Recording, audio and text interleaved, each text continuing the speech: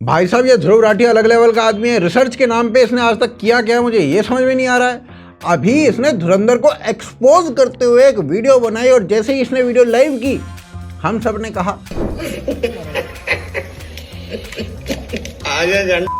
ध्रुव के सब्सक्राइबर्स उसे पेलने लगे। ध्रुव मोदी और आदित्य धर को तू उसका ये कह के संबोधित कर रहा था और वहीं अतीक अहमद को उन कह के बुला रहा था। क्यों बेटे अतीक तेरा पापा लगता है? देश का प्रधानमंत्री तू है लेकिन आईएसआई का हैंडलर एक गैंगस्टर। यकीन नहीं करोगे दोस्तों, पार्लियामेंट में लोकसभा में नरेंद्र मोदी, अमित शाह और ओम बिरला ने उन्हें श्रद्धांजलि दी थी। माँ कसम इस बात पे मुझे राहुल गांधी याद आ गया। मसूद अजहर जी के साथ बैठ। फिर इसकी ये बात पूरी सुनो।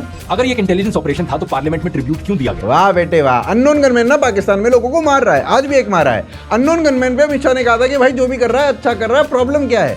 अमित शाह ने उसे रेडिली एक्सेप्ट नहीं किया था कि हाँ भाई ये तो हम ही करा रहे हैं। 2020 से अब तक 30 के करीब इंडिया को नुकसान पहुंचा चुके आतंकियों को अननोन गनमैन मार चुके हैं। सरकार ने क्लेम नहीं किया कि हाँ भाई ये हम ही करा रहे हैं, हमारे एजेंट मार रहे हैं। लेकिन ध्रुव भैया चाहते हैं कि अतीक के केस में सरकार को ये एक्सेप्ट करना चाहिए था कि नहीं ये तो आईएसआई हैंडलर था, हमने ही मरवाया है। अबे गधे वो खुद बोल रहा है कि वो आईएसआई हैंडलर था। वो खुद मान रहा है कि उमेश पाल मर्डर केस में जो आर्म्स प्रोक्योर किए गए थे वो उसे लश्कर तैयबा से मिले थे, पर तू नहीं मान रहा है। भाई पार्लियामेंट में शोक मनाना ये प्रूफ कैसे हो गया इस बात का कि वो आईएसआई हैंडलर नहीं था? ओ पागला पैन दे यारा।